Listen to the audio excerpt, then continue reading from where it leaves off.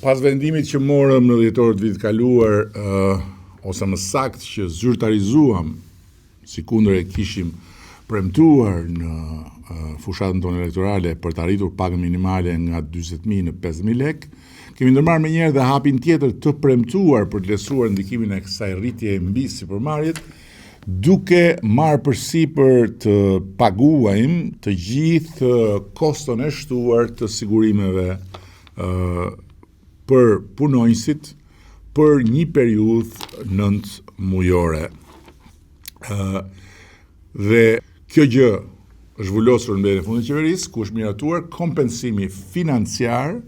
i kontributeve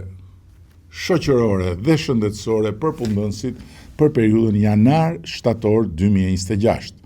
Pra, shteti do të mbulojë 16.7% të kontributeve mbi diferencën e pagës për çdo punonjës që më parë paguhej në fashën 40.000 deri në 49.999 lekë. Kjo do të thotë se bizneset nuk do të përballen me asnjë kosto shtesë për kontributet, ndërkohë që punonjësit do të marrin një pagë më të lartë, e cila siç e kemi parathënë si pagë minimale, synojmë që të rritet më tej dhe të bëhet domethënëse në fund të mandatit tonë. Qëllimi është i qartë, ruajtja e stabilitetit ekonomik, mbrojtja e vendeve të punës, parandalimi i çdo tentative për informalitet mbi normën, ndërkohë që luftojmë me normën, dhe një kompensim si një shprehje konkrete e respektit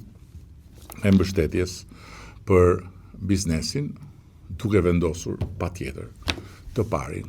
punonjësin.